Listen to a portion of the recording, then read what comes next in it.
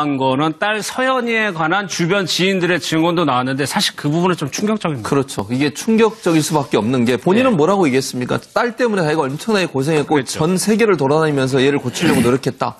그렇게 얘기했는데 증인 김광석 씨 친구가 뭐라고 얘기하냐면 1998년도에 서예순이 찾아와서 그러니까 김광석 씨가 사망한 지 2년 후에요. 찾아와서 서연 양을 맡겼다는 거예요. 그래서 본인이 그 아이를 키웠다는 거죠. 그리고 너무 황당한 것은 서예순 씨가 그리고 나서 3개월에 한 번, 6개월에 한 번씩 온 거예요. 그렇게 아이를 끔찍하게 생각하는 사람이 특히 또 아프지 않습니까, 아이가? 그런 상태에 있는 아이를 엄마가 다른 집에 맡겼다는 것도 이해가 안 되지만 찾아오는 빈도가 3개월에 한 번, 6개월에 한 번 왔다는 것은 전 도저히 이해가 안 돼요. 그건 엄마로서의 의무를 제대로 하려는 의지가 있었는지에 대해서 의문이 생길 정도인데 그러니까 이 사실은 처음 밝혀지는 거 아니겠습니까? 그렇죠. 서희수 씨는 지금까지 계속 딸을 위해서 자기가 열심히 노력했고 보살폈고 또 친가 쪽에서는 전혀 도움도 안 줬고 이런 얘기를 계속했어요. 그러니까 딸을 열심히 보살폈다고 했는데 다른 친구의 증언을 들어보면 전혀 그러지 않았다는 증언이 나와서 사실은 유기치사 문제가 새로운 국면을 맞는 게 아닌가 하는 생각이 듭니다. 그러니까 서혜순 씨는 지금까지 주장한 것이 자기가 홀로 돼서 딸아이를 키우는데 장애 후에 딸을 키우는데 시댁으로부터는 한 푼도 도움을 못 받고 세계 곳곳을 다니면서 키웠다고 그랬거든요. 완전히 다른 내용이에요. 그쪽이 완전히 이제 그 허위 진술로 됐고요. 일단 이게 유기치사가 무슨 죄냐면요. 유기치사 이런 걸 이제 우리가 결과적 가중범이랍니다. 이 말이 뭐냐면 유기죄를 먼저 범하고 그다음에 고의적인 살인이 있으면 그건 아예 부작위 살인이고요. 근데 이게 고의 없이 과실로 실수로 사람을 죽게 한. 그럼 이게 유기가 뭐냐면 법률상 또는 계약상 의무 있는 자가 보호 의무를 안 하고 이게 방치하는 거거든요. 그럼 이게 어머니는 당연히 법률상 보호 의무가 있잖아, 자식에 대해서. 그런데 어머니가 직접 안 기르고 지인한테 맡겨버린다. 이건 이게 유기가 되고요. 그 다음에 유기를 통해서 이제 과실로, 실수로 서연 양이 죽게 됐다. 이게 바로 유기치사거든요. 근데 저는 이런 거는 중대한 이게 사정 변화가 있는 거예요.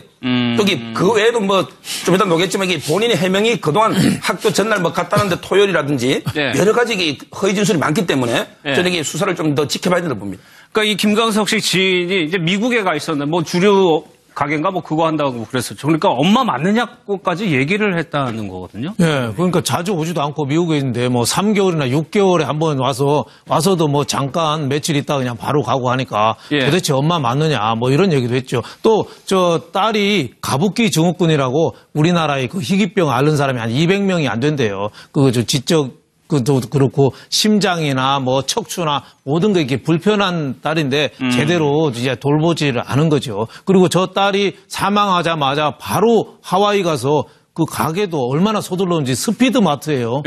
얼마나 스피드하게 진행이 됐으면 그러니까 저게 도대체 유기치사 이해는 안 돼요. 그렇죠. 정황이 김광석 씨 사망부터 딸 죽은 것도 딸도 왜 전날까지 등교했다는데 알고 보니까 3일 전 등교하고 안 했잖아요. 그거 다 밝혀지는데 저렇게 서혜순 씨는 하여튼 그 집에 김광석 씨 사망할 때 담배꽁초 2개 있는 것부터 모든 것 설명이 하나도 안 맞는데 저게 법적으로 여론의 단죄로는 얼마든지 가능할 것 같아요. 저렇게 거짓말 많이 하고 이게 속속 드러나는데 저게 법적으로 과연 저게 어느 정도까지 할 수 있는지 김광석 씨에 관한 거는 20년이 넘어서 그때 관한 증거가 많이 또 사라진 상태고 또 여러 가지 의문은 있지만 또 유기치사라는 것 딸에 대한 유기치사라는 것도 그것도 얼마든지 나중에 설명에 의하면은 저것도 내가 뭐 3개월이나 6개월에 한 번씩 삐끔 갔지만은 뭐 경제적으로는 저 정성을 다했고 뭐 이런 식으로 또 설명을 하면은 저거에 관해서도 법적으로 얼마나 단죄를 할 수 있는지 여론의 단죄하고 법적인 단죄하고는 상당한 차이가 있을 수 있다 이런 생각이 좀 듭니다. 그 평소에 서연 양을 이렇게 대했다는 게 이제 지인의 증언으로 나오니까 사망 당시로 옮겨가 보면 그런 태도가 그때도 그대로 유지된 거 아니냐라고 생각할 수 있거든요. 그러니까 그런 의혹이 처음부터 김광석 씨 지인들이 계속 그런 의혹을 제기했던 거죠. 그 결혼 생활 초기부터 딸에 대해서 조금 이렇게 방치하는 듯한 그런 게 있었고 그것 때문에 김광석 씨가 매우 뭐 서운했다, 화를 냈다 뭐 이런 식의 이야기도 있어서 만약에 부부싸움이 있었다면 그것 때문에 생긴 부부싸움일 수도 있는 거 아니냐 그런 의혹을 제기했는데 서혜순 씨는 아주 강력하게 아니다 나는 내 딸을 정말 아무도 돌보지 않는 상태에서 나 혼자서 힘들게 정말 사랑으로 키웠다라고 이야기를 했는데 지금 나오는 이야기가 또다시 이제 김광석 씨 지인은 또 새로운 이야기로 이제 반대되는 이야기를 하고 있는 거고 그리고 사망 그 직전에 순간에도 보면 그때 이게 한번 볼까요? 예, 그게 이제 말이 좀 예, 다른 지금 거거든요? 서혜순 씨는 분명히 사망 하루 전까지도 학교에 갔다. 그랬죠. 이러면 이제 하루 전까지도 멀쩡했다가 갑자기 쓰러졌구나. 급사했구나. 그런 의미죠. 예. 그런 논리가 되는 건데 지금 이상호 기자가 이야기하는 것은 아니다. 사망 전날 학교에 가지 않았다. 3일 전이 마지막이다. 이 이야기라고 하면 이틀 전, 하루 전, 사흘에 걸쳐서 굉장히 고통스러웠는데도 불구하고 그냥 놔둔 것이 아니냐. 이런 이야기가 되는 거고. 예. 그다음에 119를 언제 불렀느냐. 이게 문제가 되는 건데 서혜순 씨는 애가 푹 쓰러져서 119 불러가지고 가는 중에 숨졌다. 지금 이런 식으로 아마 이야기했다고 지금 알려지고 있는데 얘기가 예. 좀 오락가락하긴 하지만. 근데 이상호 기자를 통해서 나온 이야기는 119가 도착했을 때 이미 숨져 있었던 것 같다. 예. 이러면 사람이 꼴딱꼴딱 죽어가는 순간까지 연락을 안 한 것이 아니냐, 병원에. 이렇게 되면 이건 거의 방치 아니냐, 이런 이야기가 되는 거고. 예. 이 서현 양이 폐 기능이 거의 정지돼서 사망했다고 지금 알려지고 있는데, 폐 기능이 서서히 정지한다는 건 무슨 의미냐면, 사람이 목이 졸리거나 물에 빠지면 사망하잖아요. 예. 근데 물에 빠져서 사망하는 과정이 한 몇 분 이렇게 되잖아요.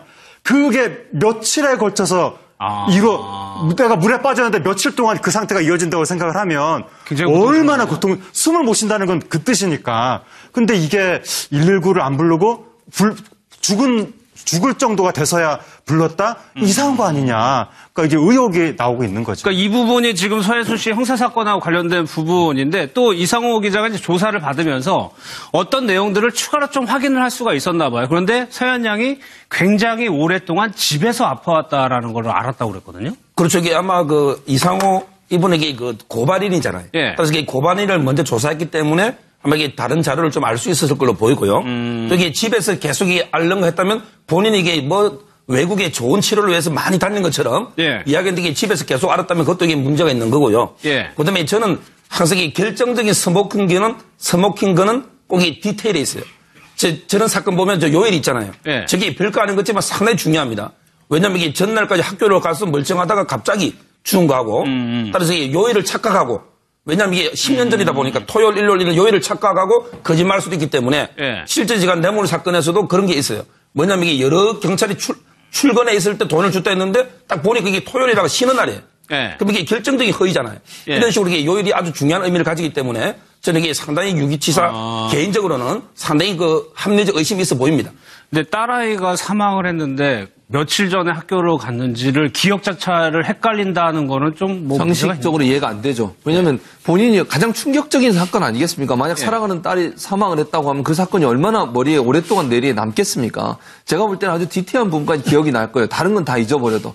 예. 그런데 지금 아까 말씀하신 것처럼 날짜가 다르고 토요일인데도 학교에 갔다고 얘기했다는 것은 본인이 뭔가 착각했을 수도 있겠지만 뭔가 본인이 열심히 했다고 하는 것을 보여주기 위한 하나의 방편이 아니었나 하는 생각이 들거든요. 3일 동안 등교를 안 한 상태였다. 그럼 만약에 최소한 3일 동안은 아픈 상태였다고 볼 수 있는 거 아니겠어요? 예. 그 상태에서 전혀 치료를 하지 않고 병원에 데려가지 않고 어떤 조치를 안 취했다고 하면 그게 치사 아니겠습니까? 예. 그게 사실이라고 하면 물론 조사를 좀 더 해봐야 되겠습니다만 경찰이 만약 그걸 증명해낼 수만 있다고 하면 사실은 유기치사로 충분히 처벌할 가능성이 있다고 보여지는 거죠. 예. 2차 조사 두 분 다 이제 2차 조사를 받았는데 이상호 기자는 좀 이런 내용들을 얘기했고 서혜순 씨는 그냥 집으로 돌아갔었죠. 알겠습니다.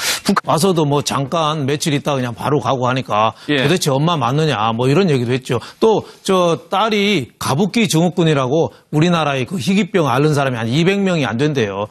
지적 도 그렇고 심장이나 척추나 모든 게 이렇게 불편한 딸인데 제대로 이제 돌보지를 않은 거죠. 그리고 저 딸이 사망하자마자 바로 하와이 가서 그 가게도 얼마나 서둘렀는지 스피드마트예요. 예. 얼마나 스피드하게 진행이 됐으면 그러니까 저게 도대체 유기치사 이해는 안 돼요. 그렇죠. 예. 정황이 김광석 씨 사망부터 딸 죽은 것도 딸도 왜 전날까지 등교했다는데 알고 보니까 3일 전 등교하고 안 했잖아요. 그거 다 밝혀지는데 저렇게 서혜순 씨는 하여튼 그 집에 김광석 씨 사망할 때 담배꽁초 2개 있는 것부터 모든 것 설명이 하나도 안 맞는데 저게 법적으로 여론의 단죄로는 얼마든지 가능할 것 같아요. 네. 저렇게 거짓말 많이 하고 이게 속속 드러나는데 저게 법적으로 과연 저게 어느 정도까지 할 수 있는지 예. 김광석 씨에 관한 거는 20년이 넘어서 그때 관한 증거가 많이 또 사라진 상태고 또 여러 가지 의문은 있지만 그렇죠. 또 유기치사라는 거 딸의 그 직전에 순간에도 보면 그때 한번 볼까요? 예, 그게 이제 말이 좀 다른 지금 거거든요? 서혜순 씨는 분명히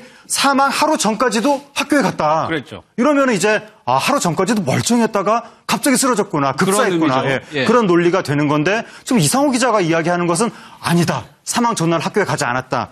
3일 전이 마지막이다. 이 이야기라고 하면 이틀 전, 하루 전, 사흘에 걸쳐서 굉장히 고통스러웠는데도 불구하고 그냥 놔둔 것이 아니냐. 이런 이야기가 되는 거고. 예. 그다음에 119를 언제 불렀느냐. 이게 문제가 되는 건데 서혜순 씨는 애가 푹 쓰러져서 119 불러가지고 가는 중에 숨졌다. 지금 이런 식으로 아마 이야기했다고 지금 알려지고 있는데 얘기가 예. 좀 오락가락하긴 하지만. 근데 이상호 기자를 통해서 나온 이야기는 119가 도착했을 때 이미 숨져 있었던 것 같다. 예. 이러면 사람이 꼴딱꼴딱 죽어가는 순간까지 연락을 안 한 것이 아니냐, 병원에. 이렇게 되면 이건 거의 방치 아니냐, 이런 이야기가 되는 거고. 예. 이 서현 양이 폐 기능이 거의 정지돼서 사망했다고 지금 알려지고 있는데, 폐 기능이 서서히 정지한다는 건 무슨 의미냐면, 사람이 목이 졸리거나 물에 빠지면 사망하잖아요. 예. 근데 물에 대한 유기치사라는 것도 그것도 얼마든지 나중에 설명에 의하면은 저것도 내가 뭐 3개월이나 6개월에 한 번씩 삐끔 갔지만은 뭐 경제적으로는 저 정성을 다했고 뭐 이런 식으로 또 설명을 하면은 예. 저거에 관해서도 법적으로 얼마나 단죄를 할 수 있는지 여론의 단죄하고 예. 법적인 단죄하고는 상당한 차이가 있을 수 있다 이런 생각이 좀 듭니다. 그 평소에 서현 양을 이렇게 대했다는 게 이제 지인의 증언으로 나오니까 사망 당시로 옮겨가 보면 그런 태도가 그때도 그대로 유지된 거 아니냐라고 생각할 수 있거든요. 예, 그러니까 그런 의혹이 처음부터 김광석 씨 지인들이 계속 그런 의혹을 제기했던 거죠. 예. 그 결혼 생활 초기부터 딸에 대해서 조금 이렇게 방치하는 듯한 그런 게 있었고, 그것 때문에 김광석 씨가 매우 서운했다, 화를 냈다, 이런 식의 이야기도 있어서, 예. 만약에 부부싸움이 있었다면 그것 때문에 생긴 부부싸움일 수도 있는 거 아니냐. 그런 의혹을 제기했는데, 서혜순 씨는 아주 강력하게 아니다. 나는 내 딸을 정말 아무도 돌보지 않는 상태에서 나 혼자서 힘들게 정말 사랑으로 키웠다라고 이야기를 했는데, 지금 나오는 이야기가 또다시 이제 김광석 씨 지인은 또 새로운 이야기로 이제 반대되는 이야기를 하고 있는 거고. 예. 그리고 사망 한 거는 딸 서연이에 관한 주변 지인들의 증언도 나왔는데 사실 그 부분은 좀 충격적입니다. 그렇죠. 이게 충격적일 수밖에 없는 게 본인은 네. 뭐라고 얘기했습니까? 딸 때문에 자기가 엄청나게 고생했고 그렇죠. 전 세계를 돌아다니면서 얘를 고치려고 노력했다. 그렇게 얘기했는데 증인 김광석 씨 친구가 예. 뭐라고 얘기하냐면 1998년도에 서혜순이 찾아와서, 그러니까 김광석 씨가 사망한 지 2년 후에요. 찾아와서 서현 양을 맡겼다는 거예요. 그래서 본인이 그 아이를 키웠다는 거죠. 그리고 너무 황당한 것은 서혜순 씨가 그리고 나서 3개월에 한 번, 6개월에 한 번씩 온 거예요. 예. 그렇게 아이를 끔찍하게 생각하는 사람이 특히 또 아프지 않습니까, 아이가? 그런 상태에 있는 아이를 엄마가 다른 집에 맡겼다는 것도 이해가 안 되지만 찾아오는 빈도가 3개월에 한 번, 6개월에 한 번 왔다는 것은 전 도저히 이해가 안 돼요. 그건 예. 엄마로서의 의무를 제대로 하려는 의지가 있었는지에 대해서 의문이 생길 정도인데, 그러니까 이 사실은 처음 밝혀지는 거 아니겠습니까? 그렇죠. 서혜순 씨는 지금까지 계속 딸을 위해서 자기가 열심히 노력했고 보살폈고 또 친가 쪽에서는 전혀 도움도 안 줬고 이런 얘기를 계속했어요. 그러니까 예. 딸을 열심히 보살폈다고 했는데 다른 친구의 증언을 들어보면 전혀 그러지 않았다는 증언이 나와서 사실은 유기치사 문제가 새로운 국면을 맞는 게 아닌가 하는 생각이 듭니다. 서혜순 씨는 지금까지 주장한 것이 자기가 홀로 돼서 딸아이를 키우는데, 장애 후에 딸을 키우는데 시댁으로부터는 한 푼도 도움을 못 받고 세계 곳곳을 다니면서 키웠다고 그랬거든요. 그렇죠. 완전히 다른 내용이에요. 그쪽이 완전히 이제 허위 진술로 됐고요. 예. 일단 이게 유기치사가 무슨 죄냐면요. 유기치사 이런 걸 이제 우리가 결과적 가중범이랍니다.